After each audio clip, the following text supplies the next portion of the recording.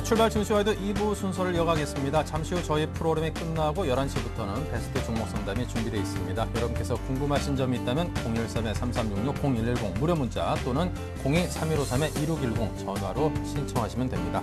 자, 오늘 출발 증시와이드 2부 순서 준비한 내용들입니다. 네, 김동섭의 마켓포인트에서는 글로벌 주요 이슈를 통한 국내 증시의 흐름을 분석하고 필승 투자 전략을 세웁니다. 외국인과 기관의 속마음은 무엇인지 수급으로 보는 시장에서 살펴보는데요. 신한 PWM 압구정센터의 박재민 팀장과 함께 실시간 주체별 수급 상황과 개인을 위한 투자 전략 제시합니다. 이슈 정복하기에서는 신한금융투자 최호선 과장과 함께 불황이 이어지고 있는 철강시장의 현실태에 대해서 짚어보고요. MP3를 개발하고도 무려 3조 원을 손해봤다는 국가지식재산위원회의 연구 결과를 집중적으로 살펴봅니다. 정태근의 차트 뽀개기, 차티스트 정태근 팀장의 차트로 보는 종목 선정 대원칙 공개합니다.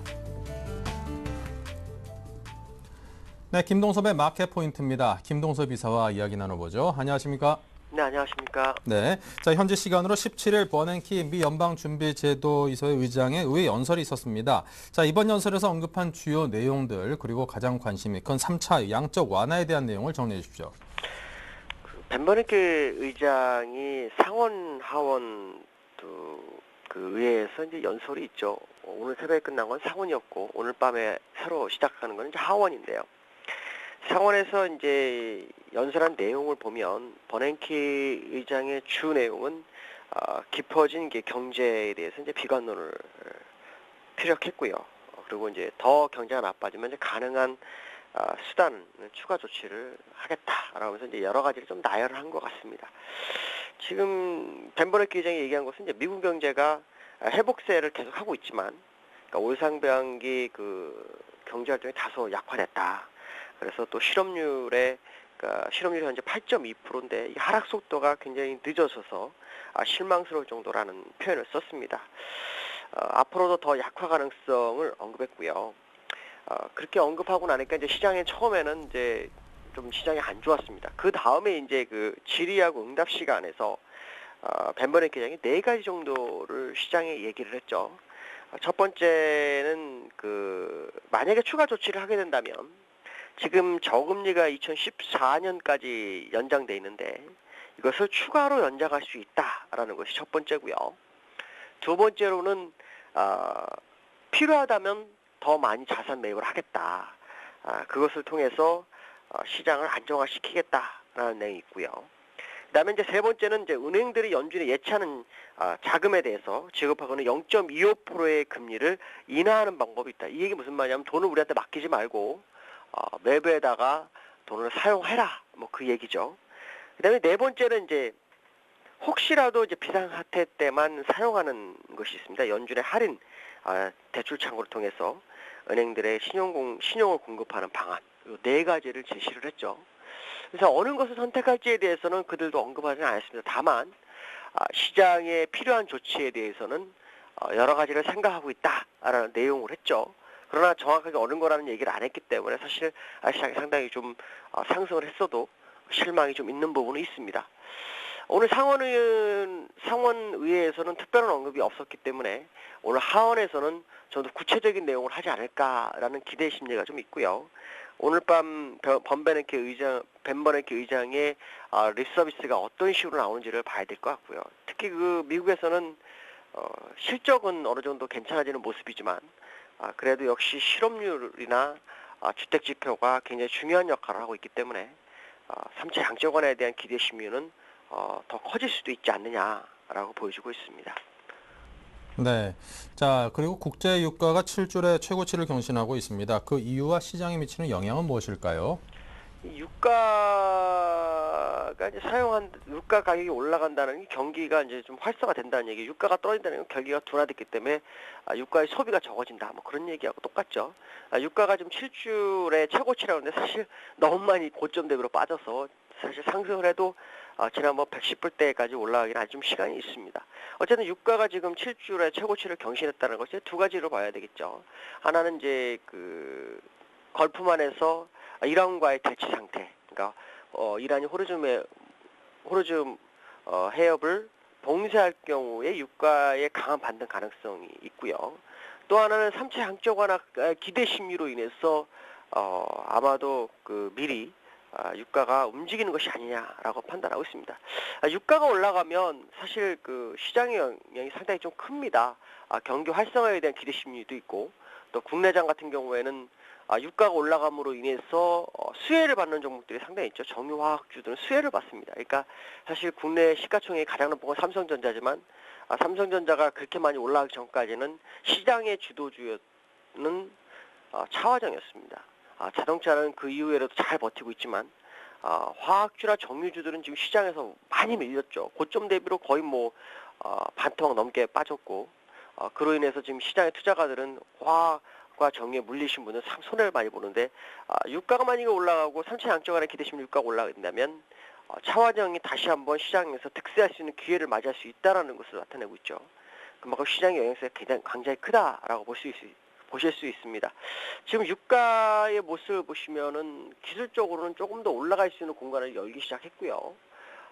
유가 같은 경우에 지금 서부텍사스 중진력 89불 정도가 나오고 있는데 기술적으로는 95불까지 지금 열려 있는 상황이다라고 본다면 유가의 움직임을 잘 보셔야 될 것 같습니다. 특히 국내장 요 근래 시장이 하락했다 올라올 때 종목들을 보면 화학과 정유 쪽에서 움직이는 것은 유가의 상승을 같이 반영하는 것이 아닌가라고 판단해야 될 것 같습니다.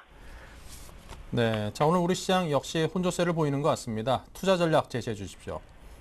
정말 시장이 외국인 선물의 하나에 정말 움직이는 모습을 보면서 너무 안타까운 모습이다라고 보여지고 있습니다. 어저께도 장 초반에 외국인들이 선물 매수를 하니까 급격하게 주가가 올라가는 모습을 보였었고요.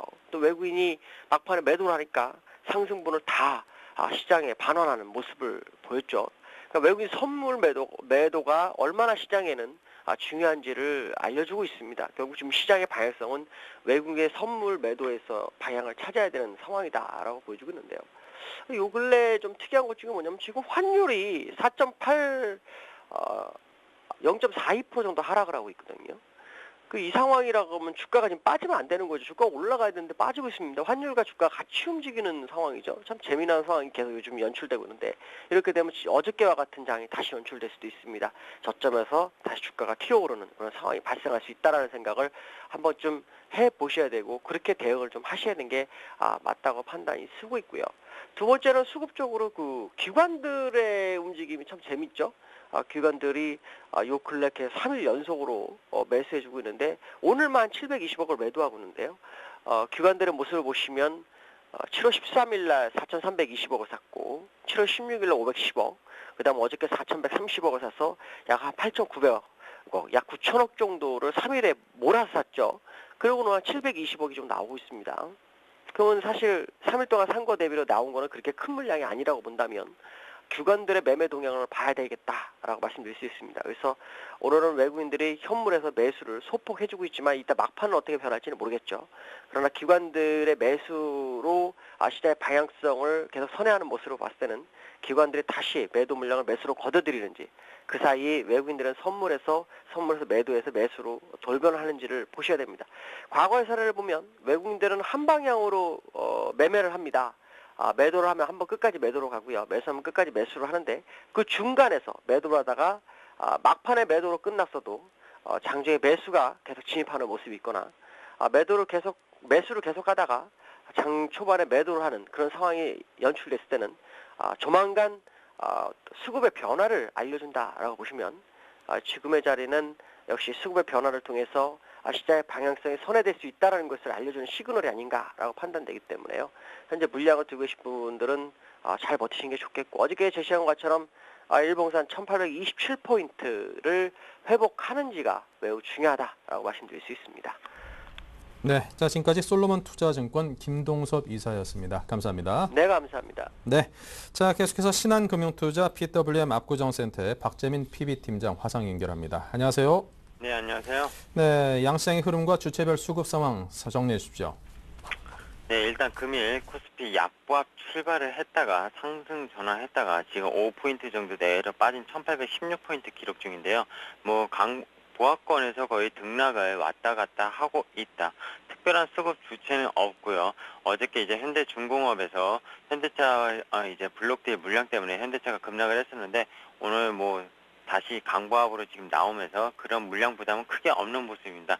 시장의 특징적인 거는 원달러 환율이 계속 떨어지고 있다는 건데 원화 강세로 계속 가고 있다는 건데 이것은 결국 미국의 QE3 그 기대감이 아직까지 시장에 반영이 되면서 달러 약세를 아무래도 기대감이 이끌면서 원화가 강세로 가는 증시랑은 좀 반대되는 상황이 디커플링이 발생한다 이렇게 보시는 게 맞겠고요. 오늘 수급적인 상황을 잠깐 체크해 보겠습니다. 개인이 현물 시장에서 700억 정도 넘게 사고 있고요.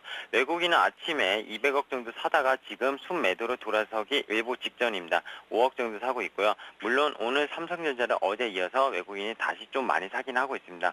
기관은 어제 많이 샀는데요. 오늘 많이 다시 매도를 하고 있습니다. 735억을 매도하고 있고요. 그 집중되는 것이 삼성전자를 500억 정도. 뭐 요새 거의 시장에서 거의 한 30% 이상이 삼성전자의 외국인 기관이 샀다 팔았다 하는 거래량이 다다. 이렇게 보시는 게 좀 맞겠습니다. 사실 외국인이 지금 전기전자 업종 448억 사는데요. 기관이 474억 팔고 결국엔 거의 삼성전자 물량이 아니겠나 추정을 하고 있습니다. 코스닥 같은 경우에는 좀 체크를 해보면은요. 일단 수급적인 상황은 개인만이 순매수를 하고 있고요. 외국인과 기관이 41억 25억을 팔고 있습니다. 뭐 IT 업종에 대해서 거래가 활발히 진행이 되고 있고요. 근데 최근에 IT 업종 계속 많이 추가 하락을 했고요. 뭐 삼성전자를 등에 업는 휴대폰 부품주나 어떤 아몰레드 장비주들도 계속 연중 최저점을 깨는 모습이 사실 수급적으로 상당히 안 좋은 모습입니다. 기간의 그 투매가 계속 나오고 있다. 이렇게 좀 보는 게 맞겠는데요. 코스닥 시장이 최근에 코스피가 행보하는 동안 한 2주 전까지만 해도 좀 괜찮았었는데요. 지금은 사실 어려운 시장이 됐고요. 코스닥에서 살아있는 종목은 여전히 게임주다. 이렇게 좀 보고 있습니다. 네. 자, 오늘 투자 주체별 속내를 표현해 주십시오. 네, 외국인요. 저는 다른 거 보지 말고 외국인은 현물도 보시지 마시고요. 지금은 일단 외국인이 쇼커버 들어오기 전에 선물 시장만 계속 보라고 말씀을 드렸는데 오늘 벌써 또 2,000개 이상, 2,200계약 금액으로는 2,600억을 순매도를 하고 있습니다. 이거에 대해서 정확하게 집계는 뭐 신규 매도인지 일단 다른 세력의 매도인지는 알 수 없지만 미결제가 2,800개 늘어난 거 봐서는 일단 반 이상은 신규 매도가 오늘 또 늘어나고 있다고 보시는 게 맞겠고요.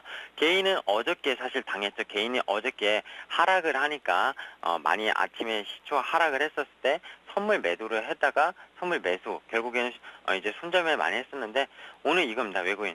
기간이 어제 많이 올렸죠. 3,000억을 사면서 니네한테 질 것 같냐 어디 한번 해보자 하면서 오늘 아침부터 선물을 많이 때리는 것 같습니다.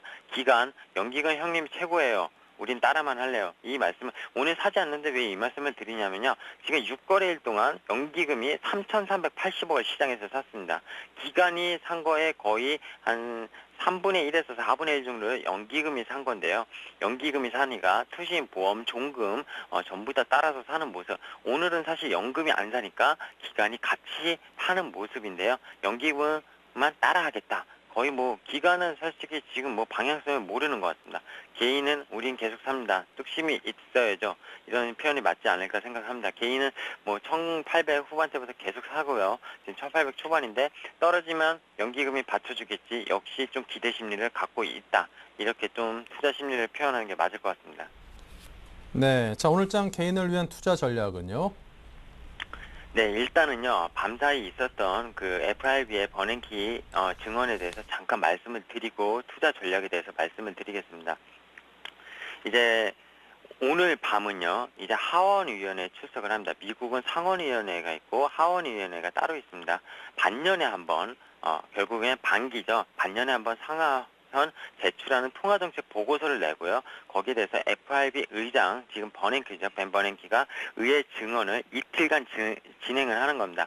어젯밤에는 상원위원회 출석을 해서 증언을 한 거고요. 오늘 밤은 하원위원회 출석해서 증언을 할 겁니다. 뭐 그렇기 때문에 어젯밤 증언한 내용에서 뭐 특별하게 달라질 것은 없다고 일단 판단을 하기 때문에 오늘 밤 뭐 버냉키에 대한 어떤 뭐 또 양적 완화 기대감 이런 것은 갖지 않으시는 게 좋다. 제가 어제도 말씀드렸습니다. 어떤 재정절벽에 대한 얘기는 있을지언정 양적 완화에 대한 정책은 미국 경제나 미국 증시로 봤었을 때는 나오기 상당히 힘든 국면이라고 일단 판단했기 때문에 안 나올 거라고 예측을 했던 거고요. 개인적으로는 QE3는 지금 시장에서도 물론 전문가들이 얘기하고 있지만 9월이 아닌가 이렇게 얘기를 하고 있는데 그 이유에 대해서 오늘은 좀 말씀을 드리겠습니다. 왜냐면요, 말씀드렸지만 오퍼레이션 트위스트가 2차로 시행된 게 연장이 됐습니다.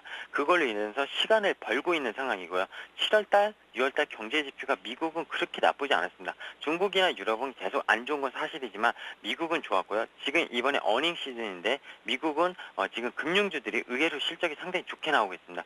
근데 그 의외라는 게 컨센서스를 상당히 낮게 깔아놨습니다. 이 미국장이라는 게 다우존스는 30개 종목 가지고 갖고 놀고요. S&P 500 지수를 사실 봐야 되는데요. 500개의 기업에 대해서 이거 미국은 항상 컨센서스 예측치를 깔아놓고 거기에 대해서 예상 상해냐 예상 하해냐 이렇게 하기 때문에 상당히 조작적이 이렇게 좀 의구심이 들 정도로 우리가 예측하기 상당히 힘들다. 왜냐하면 예상 상해면은 증시가 상승하고 예상 하해면은 정말 실적이 나빴는데도 증시가 하락하는 결국 메이저들 맘대로 해석하는 그런 마음이 있기 때문에 사실 우리는 그런 거에 너무 연연하지 않고 전년 동기 대비 과연 얼마나 실적이 늘었는지 줄었는지 그것을 우리가 보고 판단을 하는 게 더 중요하다고 일단 말씀드리고 싶고요.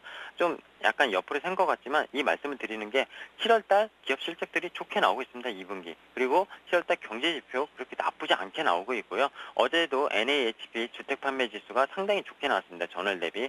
그렇기 때문에 7월달, 8월달 아무래도 이제 8월 달에도 또 FOMC 회의가 있는데 상당히 어떤 QE3를 단행하기에는 미국이 인플레이션을 심화시키거나 어떤 지금 경제 여건이 나쁘지 않은데 아니라는 거죠. 그럼 왜 9월 달에 시행할 수밖에 없냐? 9월은 FOMC가 9월 13일 날 지금 예정되어 있습니다. 왜 9월 돼 있냐? 7월 달 안 좋게 7월 달 좋게 나오고요. 기업들. 근데 8월부터 만약에 경제 지표들이 예상을 또 높게 깔아놓으면서 하해를 시키면서 결국에 9월달 이제 재정절벽 공화당 민주당 얘기도 불거져 나오면서 결국엔 내년이 상당히 힘들 것이다. 근데 QE3를 써야 되는 그런 조건을 만들기 위해서 분명히 작업을 할 거라고 보고 있습니다. 왜냐하면은 또 미국 대선이 11월에 있습니다. 만약에 10월이나 11월로 늦춰지게 된다면은 상당히 정치적인 대선 전국이 돌입하기 때문에 불편한 모습을 보일 수 있기 때문에 9월이 가장 적합하다. 이렇게 개인적으로 저도 보고 있고 지금 미국 쪽 블룸버그나 이런 소식 통해서도 사실 그런 식으로 접근을 하고 있는 게 사실입니다. 그렇기 때문에 QE3 기대감은 9월달 이후에 보시는 게 맞겠고요. 이 얘기를 왜 드리냐면요. 지금 선물 매도 포지션 외국인이 많이 쌓아놓은 거 오늘로써 거의 5조 원이 넘어갈 겁니다. 아마 저렇게 되면은 그 물량이 언제가 만기냐면 9월입니다. 물론 노르버도 12월로 시킬 수 있지만 9월이 변곡점이 될 가능성이 가장 큽니다. 지금 외국인의 선물 매도 포지션과 어떤 말씀드린 QE3 그리고 어떤 재정절벽은 연말까지 이렇게 공화당 민주당 합의를 하지만 대선이 11월에 있기 때문에 그 전에 합의를 하려고 아마 할 것입니다. 어쨌든 이런 복합적인 문제로 인해 가지고 미국이 QE3를 쓰더라도 9월이 아니겠느냐. 그럼 우리가 여기에 대해서 투자 전략 시장 접근을 할 수가 있습니다. 9월 전까지는 시장이 올라가기 힘들다. 왜냐하면은 지금은 실물 경제가 어렵고요. 유럽이 해결된 거 하나도 없습니다. 어제도 말씀드렸지만 ESM은 지금 거의 9월 말까지 또 ESM도 어떻게 보면 9월 말까지 또 독일에서 그 이제 유연 결정을 밀어놓지 않았습니까? 왜 다 9월로 밀어놓는지 모르겠는데 뭐 일단은 그렇습니다. 하여튼 9월이 변곡점이 될 거라고 보고 있고요. 지금 유럽이 해결된 게 없기 때문에 결국엔 미국 쪽으로 다시 눈을 돌리는 거고요. 밤사이 미국장이 강했던 거는 뭐 중국에서 지준율 인하를 추가적으로 나올 것이다. 일본에서 엔화 그 강세를 이제 방지하기 위해서 결국엔 또 양적 완화를 할 것이다. 하지도 않은데 그런 기대감만 계속 팽배하면서 지수에 대한 하방 경직성이 계속 있습니다. 그렇다고 상승할 수 있느냐? 그건 아니라는 겁니다. 실물 경제가 계속 악화되고 안 좋기 때문에 현대중공업 얘기를 드리자면 잠깐 현대중공업이 왜 현대차 주식을 300만 주나 넘게 팔까요? 재무제표 개선을 위해서라지만 너무 회사가 힘든 겁니다. 저런 대기업이 지금 힘들다는 게 우리나라 기업들의 현황을 지금 보여주는 거고요. 삼성전자, 현대차 말고는 정말 기업들 지금 힘든 상황입니다. 그렇기 때문에 주가 펀더멘탈 논리도 통하지 않는 거고요. 그렇기 때문에 주식을 사기에 정말 부담스럽다. 많이 떨어진 주식이라고 해서 산다고 해서 5% 이상 먹기가 정말 힘든 시장입니다. 그렇기 때문에 지수는 박스권을 지속할 거라고 일단 보고 있고요. 박스권을 지속하더라도 외국인 선물 매도가 더 강화된다면 그 박스권이 이탈되는 하락이 나올 거라고 9월 전에는 일단 보고 있습니다. 그렇기 때문에 가급적 정말 보수적 그리고 정말 현금화 많이 시켜놓길 바라시고요. 1, 2개월 쉰다고 해서 주식 투자 실패하지 않습니다. 나중에 한 번을 노리셔도 한 번에 많이 따는 그런 기회를 노리셔야지 매일매일 매매한다고 주식 투자를 잘하는 것은 아닙니다. 1년 잘 투자해도 한 달 만에 꼬는 게 주식시장이기 때문에 결국에는 자기 리스크 관리가 가장 중요한 시점이고요.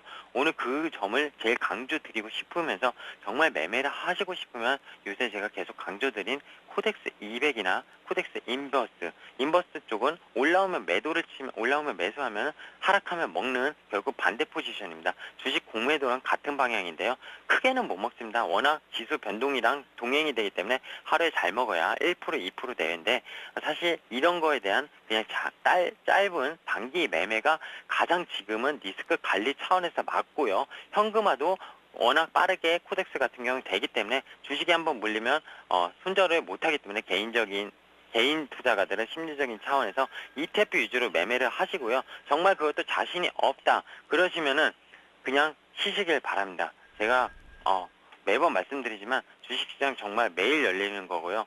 9월까지도 한번 기다려 보시고요. 그때도 양적 완화 없으면은 일단은 그때 가서 생각해 보시는 거죠. 지금은 뭐 미리 겁먹을 필요 없다는 겁니다. 예, 미리 기대를 가질 필요도 없는 거고요. 네, 이상입니다. 네, 자 지금까지 박재민 PB팀장과 함께 해봤습니다. 감사합니다. 네, 감사합니다. 네.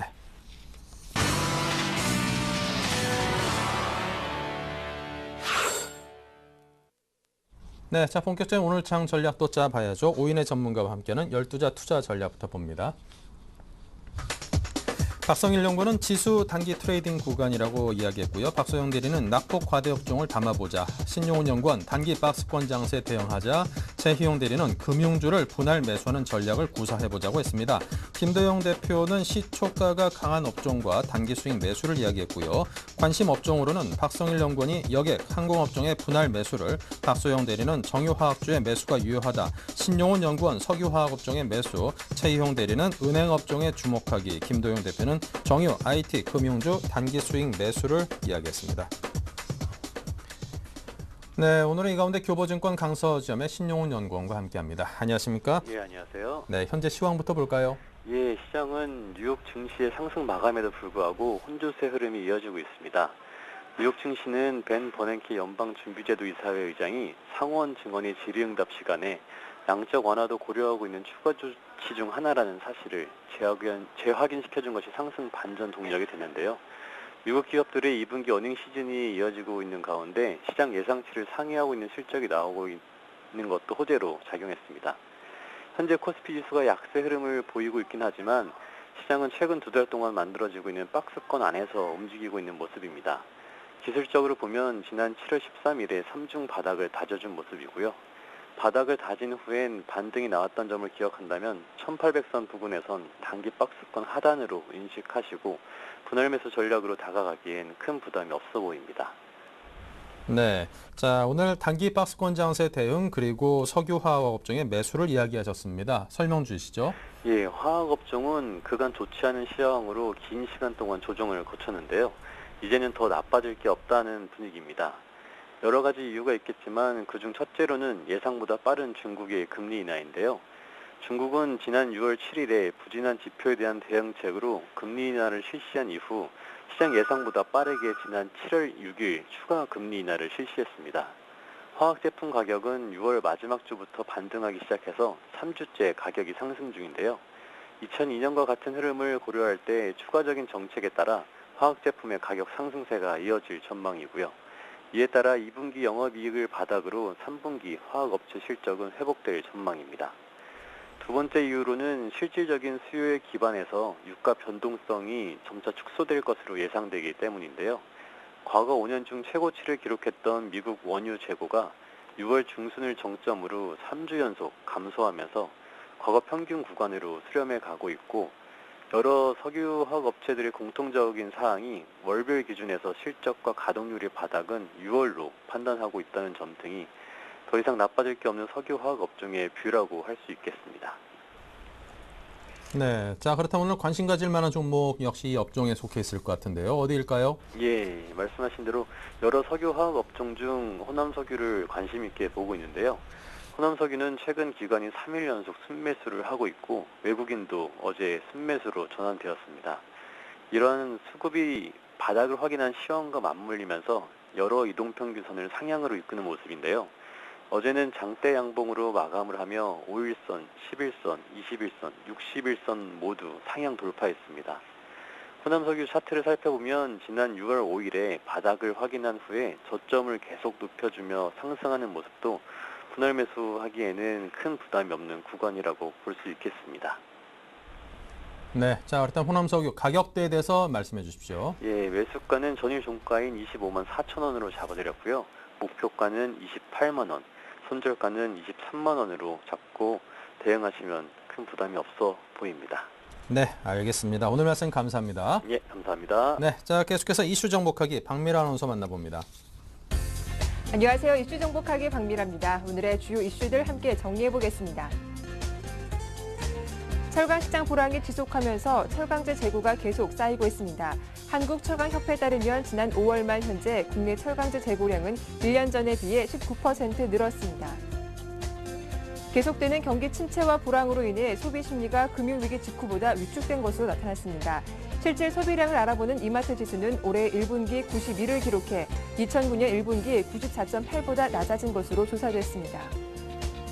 국내 벤처기업이 세계 최초로 MP3 플레이어를 개발하고도 국내 기업 간 분쟁 등에 휘말려 수익을 내기는커녕 3조 원의 로열티를 날렸다는 정보 분석이 나왔습니다. 네, 이슈 정복하기 오늘 순서는 신한금융투자 최우선 과장과 함께하겠습니다. 안녕하세요. 네, 안녕하세요. 네, 철강 시장 불황 때문에 철강제 재고가 늘어나고 있습니다. 여기 내수 부진까지 겹친 상태인데요. 철강 업종 흐름 자세하게 전해주시죠. 예. 국내 철강제 재고량이 451만 9천 톤으로 이제 1년 전에 비해서 19% 늘었습니다. 올해 1월에서 5월 그 생산량은 작년 같은 기간으로 1.2% 늘었는데요. 생산량이 늘지 않았음에도 계속 재고가 쌓이는 것은 내수 판매가 위축되었기 때문입니다. 올 1월에서 5월 철강 수출이 14% 늘었음에도 불구하고 내수 판매가 이제 4.7% 줄은 것은 재고가 늘어나는 가장 큰 이유인데 내수 경기 악화로 동국제강은 연간 100만 톤 규모의 포항 1 후판 공장을 폐쇄했습니다. 22년 된 노후 설비와 이제 조선업 불황 등이 이제 공급 과잉 이유로 들었는데요. 현대제철 역시 내수 부진을 수출로 만회하고자 동남아시아 시장 공략을 위해 적극적으로 좀 나서고 있는 상황입니다. 현재 국내뿐만 아니라 이제 세계적으로 철강 생산이 수요보다 많은 상황이 지속되고 있는데요. 철강 생산량이 가장 많은 이제 중국의 철강협회 발표에 따르면 중국의 올해 철강 과잉 생산량은 1억 8천만 톤에 달할 것으로 예측된다고 합니다. 국내 공급 과잉 내수 부진에 더해서 중국산 저가 제품들이 이제 재고 처분을 위해서 국내에 수입되면서 삼중고를 겪고 있는 상황인데 유일한 탈출구는 수출이라고 보여지고요. 특히 미국으로의 수출이 눈에 띄는 상황인데 한국철강협회 자료에 따르면 5월 국내 철강사의 미국 수출 물량은 전월 대비 13% 증가했고 전년 대비 18% 증가했다고 합니다. 이는 이제 미국의 셰일가스 개발 붐으로 인한 것으로 송유관 및 유정용 관관의 수출 호조에 힘입었다고 보고 있는데요. 올해 5월까지 관관 누적 수출량은 전년 동기 대비 34% 증가하였습니다. 철강업종은 당분간 공급 과잉으로 이제 부진할 것으로 보이는 가운데 호실적을 기록하는 관광업체를 주목하는 전략이 필요할 것으로 판단이 됩니다. 불황으로 소비 심리가 위축되면서 대형마트의 소비 수준을 가늠하는 지표인 이마트 지수가 사상 최저를 기록했다고 하죠. 어느 정도 소비가 줄었는지 설명해 주시죠. 예, 이마트 지수가 2009년 지수 산출 이래 이제 가장 낮은 92를 이제 기록했는데요. 이마트 지수는 이마트에서 판매하는 476개 전 상품군의 분기별 소비량 변화 패턴을 분석해서 전년 대비 증감 여부를 따져서 이제 산출합니다. 100을 기준치로 하고 100 이상 호전, 이하는 악화를 의미하는데 전체 지수가 92가 나왔는데 금융위기 직후인 2009년 1분기에 94.8보다도 낮은 수치로 경기 침체가 심각하게 되고 있다는 것은 알 수가 있습니다. 세부적으로 보면 의생활 지수가 89.4, 문화생활 지수가 이제 89.9로 가장 저조했고요. 역시 경기 침체기에 문화생활과 의료구입부터 줄임을 했다 이렇게 볼 수가 있는데요. 이마트 측에서는 대형마트 영업 규제 여파로 이제 영업일수가 3% 줄었음에도 또 웃음을 이제 감안해야 한다고 하지만 작년 2분기 그 이마트 지수가 100.8로 올해 이마트 지수에서는 거의 8% 하락함을 감안했을 때 장기적인 경기 침체로 이제 소비자들이 생필품마저 소비를 줄였다 이렇게 볼 수 있는데요. 그런데 이런 경기 침체의 이제 악조건 하에서도 좋아진 상품이 있습니다. 저가형 화장품과 40인치 이하 LED TV와 같은 저가로 기획된 상품이 높은 호응을 받았고요. 저가 화장품 열풍을 타고 이제 여성 기초 화장품은 151.2, 바디 화장품은 272.3, 그다음에 이제 반값 상품으로 화제가 되었던 LED TV 46인치 미만 제품은 이마트 지수가 303.4를 기록했습니다. 또한 와인 역시 112.0을 기록하면서 차츰 서구화돼가는 음주 문화의 변화를 좀 보여주고 있습니다. 이런 결과를 본다면 이제 경기 침체로 인해 소비자들이 씀씀이를 줄이는 것은 맞지만 합리적인 가격대의 이제 제품을 내놓는다면 충분히 구입 의사가 있다는 걸 좀 알 수가 있고요. 저가형 화장품들은 이제 호시절을 바탕으로 해서 올해 이제 상반기에 가장 뜨거운 주식들이 있는데 이를 타산지석 삼아 이제 경기 침체 기에도 불구하고 합리적인 가격과 고품질로 소비자의 지갑을 열 수 있도록 우리나라 기업들의 선전을 기원하고 있습니다. 네. 마지막 이슈입니다. 우리나라가 MP3 플레이어를 최초로 개발했음에도 불구하고 특허 관리 부실로 3조 원 이상 손해를 본 것으로 알려졌는데요. 왜 이런 일이 발생한 것인지 전해주시죠. 좀 안타까운 뉴스인데요. 좀 분석한 걸 좀 말씀드리면 대통령 소속 그 국가지식재산위원회가 이제 최근 지식재산 분쟁에 따른 우수기술의 사업화 실패 사례 분석 연구를 통해서 이같이 파악했다고 밝혔는데 국내 벤처기업이 세계 최초로 MP3를 개발하고도 이제 국내 기업 간 분쟁과 미국 특허 전문 회사 인수로 사실상 3조 원을 날렸다고 합니다. 이 사례 주인공이 MP3를 세계 최초로 개발한 1997년 국내 벤처기업인 디지털 캐스트라는 사고요. 세계 최초로 개발했지만 국내에서는 제품 출시 이후에 타기업의 유사제품 출시와 특허 무효 소송을 거치면서 국내 특허는 결국 소멸되었다고 하고요. 또한 해외에서는 미국과 유럽, 중국 등에 등록된 해외 특허의 경우 미국 특허 전문 회사 인수돼서 오히려 우리 기업들이 특허료를 지급하고 있는 것을 추정된다고 합니다. 그래서 2005년에서 2010년 MP3 기술 적용 기기의 세계 주요국 판매량이 이제 최소 13억 대를 계산하면 대당 이제 기술료 2달러를 계산하면은 같은 기간 약 27억 달러.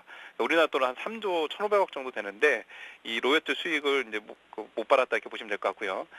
이 부분에서 좀 주목할 거는 과거로 이제 시계를 돌아보면 2005년 1월 달에 이제 미국에서 열린 세계 최대 가전 전시회인 CES에서 이제 빌 게이츠 마이크로소프트 회장이 개방 연설을 하면서 국내 기업인 네임콤의 아이리버 H10을 직접 시연하면서 디자인과 기술력에 극찬을 했습니다. 그 방송으로 해서 이제 세계인들에게 비상한 관심을 불러일으켰는데요. 세계에서 승승장구할 것 같던 네임콤사를 포함한 국내 기업들이 이후 이제 새로운 도전자에게 그 자리를 빼앗겼는데 스티브 잡스가 이끄는 애플사의 MP3 기기인 아이팟과 소프트웨어인 아이튠스에게 일단은 뺏겼습니다. 지금의 애플사는 이제 아이팟 성공을 이어서 아이폰과 아이패드로 전 세계 소비자들 손에 그들의 제품을 이제 손에 쥐게 만들었는데요.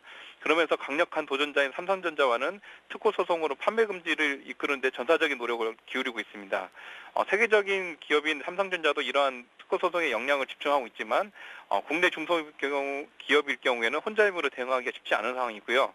현재 60에서 70%에 달하는 국내 특허의 이제 높은 무효율과 낮은 손해배상액으로 국내 경제업체들이 특허 침해에 대한 부담이 낮아 시장 진입을 할 수 있었던 점이 국내에서 이제 세계를 제패하고 있는 제2의 애플사의 태생을 이제 저해하는 가장 강력한 문제라고 좀 생각이 됩니다. 아무리 뛰어난 기술을 가진 기업이라도 글로벌 경쟁에서는 도태될 수밖에 없고 따라서 기업의 핵심 무형 자산인 특허권이 실효성 있게 보호될 수 있도록 지식재산 보호 체계 정비 등 관련 개선에 대한 정부의 좀 적극적인 노력이 필요하다고 생각이 됩니다. 지금까지 최호선 과장과 함께했습니다. 도움 말씀 고맙습니다. 예, 감사합니다. 이슈 정복하게 저는 내일 다시 인사드리겠습니다.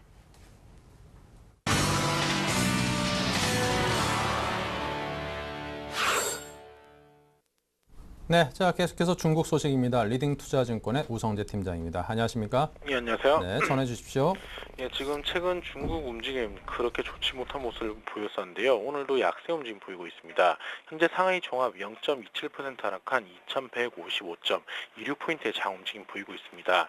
전일 금융정책이 완화될 것이란 기대감 속에서 증시가 상승세를 나타냈었는데 결국은 시장에서의 간망심리 속에서 2150선을 돌파한 이후 또 강한 상승 모멘텀의 부족 속에서 혼조정세 움직임이 나타나고 있다고 보시면 좋을 것 같습니다.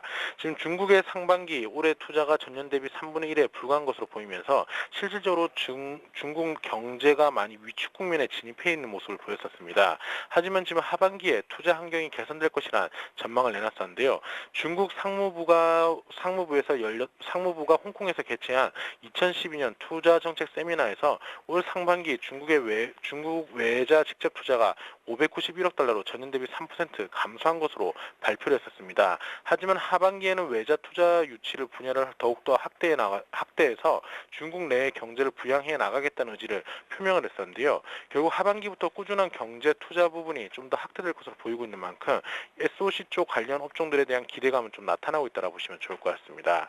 이와 함께 IMF에서는 중국의 경제 성장률 8%를 유지해 나갈 것이라는 전망을 내놓으면서 중국의 큰 폭의 경제 둔화는 없을 것이라는 전망을 내놓고 있는 상황입니다. 결국 중국이 꾸준한 정책적인 변화가 나타나고 있고 이러한 변화 속에서 중국 경제 성장률이 다시금 상승할 것이라는 기대감을 내놓고 있는 상황인데요.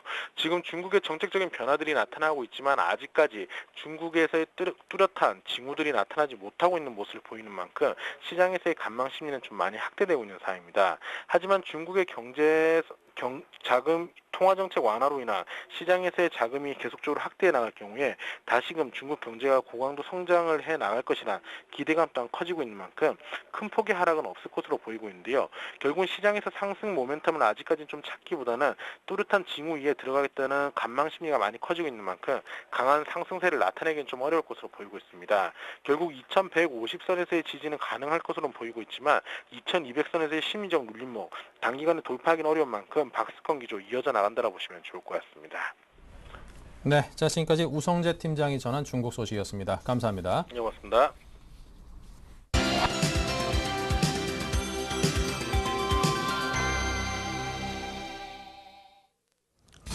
네, 안녕하세요.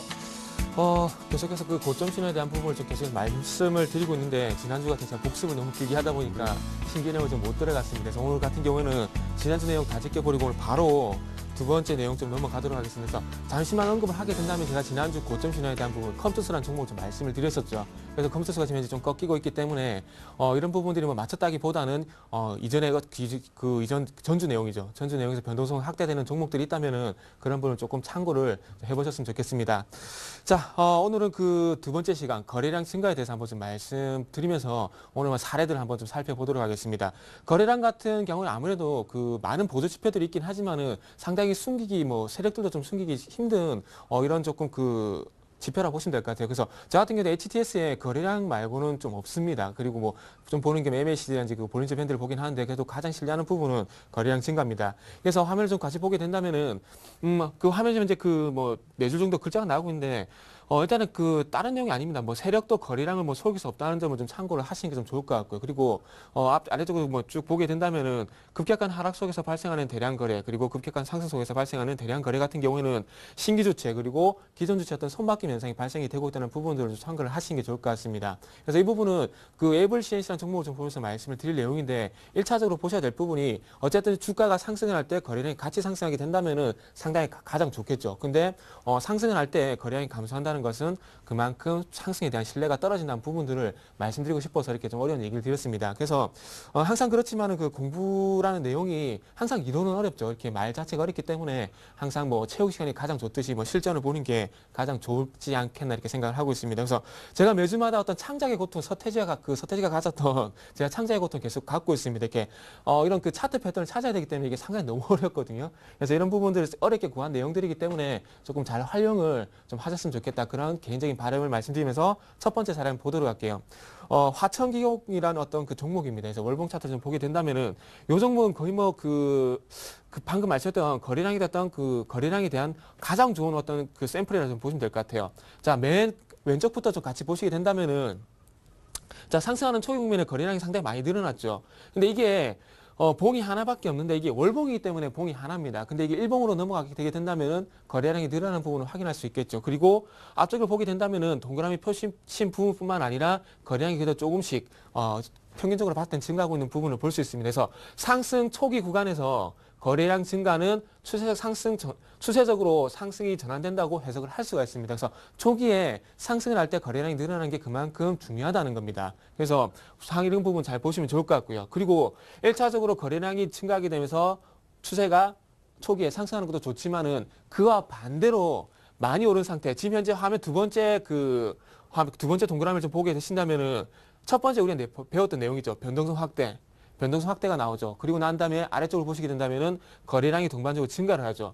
자, 그 위쪽에 글자 한번 보도록 할게요. 이전보다 확대된 변동성. 이건 첫 번째 제가 가리켜드렸던 고점 신호죠. 그리고 캔들 길이, 그리고 마지막 랠리 가능성이 크다. 이 부분을 좀 참고를 하시고, 그 다음 중요한 것은 큰 폭으로 증가한 거래량은 이후에 확실한 고점 신호에 대한 시그널을 준다고 좀 보시면 될 것 같죠. 자, 지난주 내용과 그리고 이번 주 내용 합쳐서 말씀드릴게요.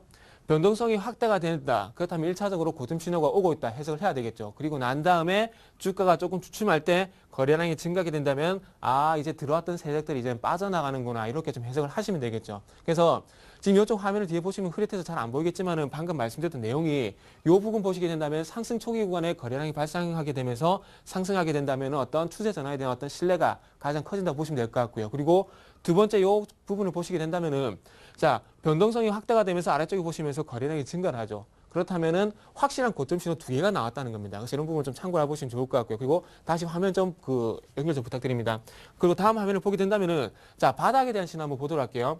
세 번째 동그라미를 보게 된다면은 주가가 큰 폭의 조정을 받았죠. 두 번째 고점에서. 받고 나서 또 중요한 것은 하방 경직선이 나오는 구간에서 어떻게 됩니까? 아래쪽에 보면 거래량이 늘어나죠. 자, 주가가 많이 빠진 상황 속에서 거래량이 증가를 한다는 것은 그동안 물려있던 매도 물량들이 빠져나가고 신규 주체가 그 물량을 다시 받아온다고 생각하시면 돼요. 그래서 바닥 구간에서 그냥 주가가 상당히 많이 빠진 상황 속에서 거래량이 증가한다는 것은 그런 손바뀜 현상이 발생하기 때문에 상당히 긍정적으로 해석을 한다는 겁니다. 기술적 분석만 보게 된다면. 그래서 여기도 글자가 여기도 작은 문구가 나와 있지만 급격한 하락 속에서 동반된 거래량 증가는 가장 좋은 바닥 신호라는 겁니다. 자, 그리고 코스피 지수 한번 잘 보세요. 2007년도에 분명히 변동성이 확대가 되면서 2000포인트 갈 때 거래량이 증가를 했습니다. 그리고 중요한 건 2008년도에 980포인트인가요? 그까지 큰 폭의 하락이 나올 때 그때도 마찬가지로 큰 폭의 거래량이 증가가 있었습니다. 그러니까 고점과 바닥 신호는 거래량이 그만큼 활용도가 높다는 겁니다. 그래서 지금 보시는 화면도 마찬가지로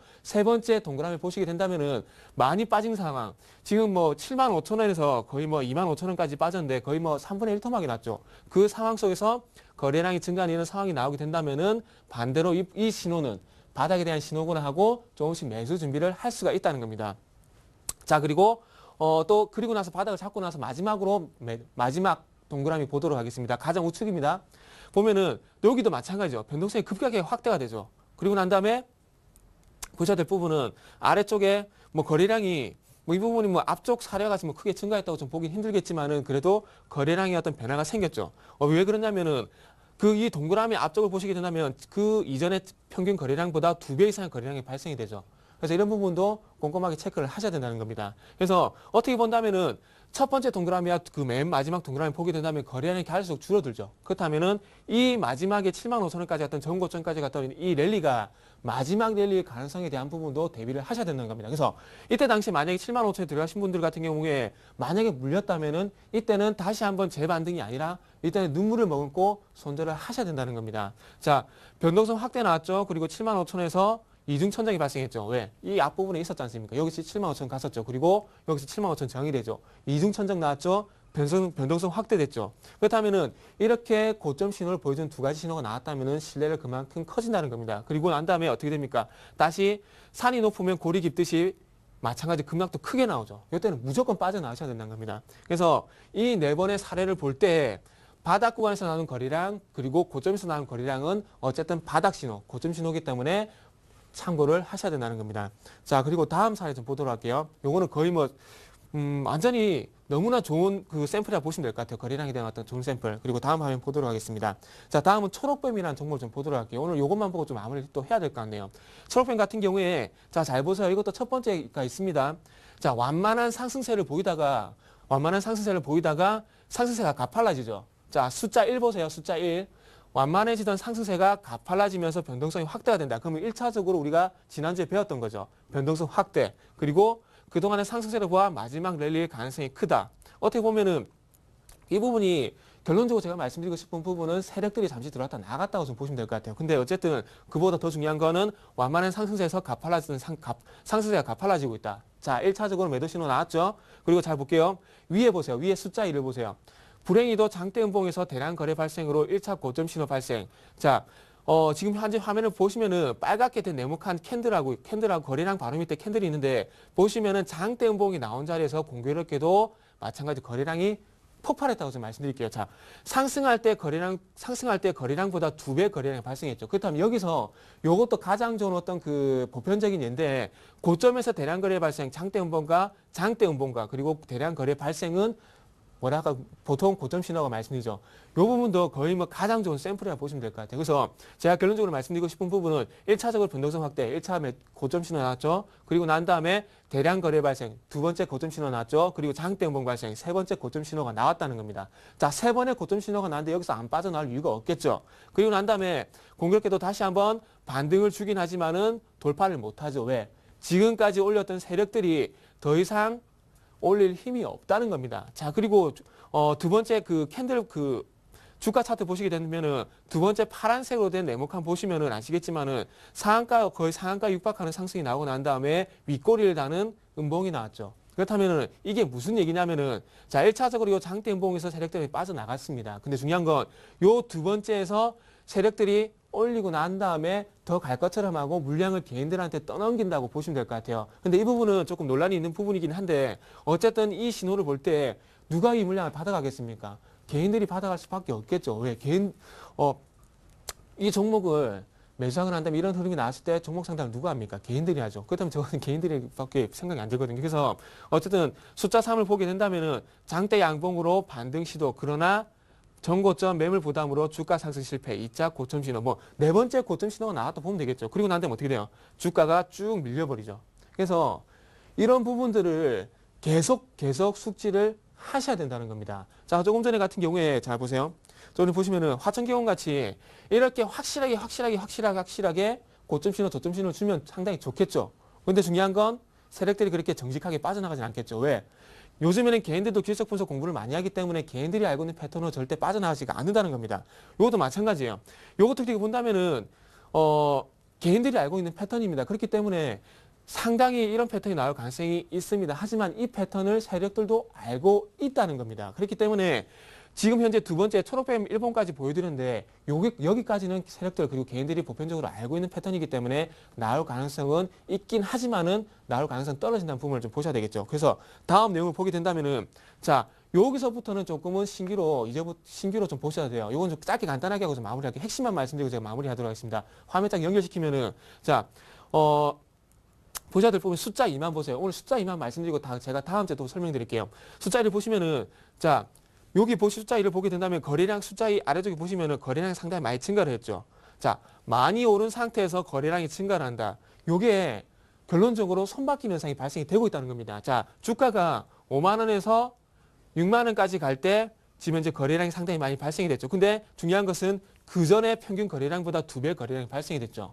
이 물량을 개인들이 받아간지 기관이 받아간지 외국인이 받아간지 모른다는 겁니다. 근데 중요한 것은 이런 거래량이 발생하고 난 뒤에 어떻게 해요? 추가 상승이 어쨌든 제한이 되죠. 그렇다면은 그 추가 6만 원에서 추가 상승이 제한이 되고 주가가 시행할 수도 있겠지만은 자칫 잘못하면 꺾일 수도 있다는 겁니다. 자, 이 종목을 제가 3주 전에 하다를 보니까 6만 원 이게 현재 6만 원 5천 원까지 이제 주가 형성이 되고 있거든요. 근데 어쨌든 추가 상승이 제한이 되고 있다는 겁니다. 자, 오늘은 요것만 볼게요. 어쨌든 에이블 CNC 차트를 보시고요.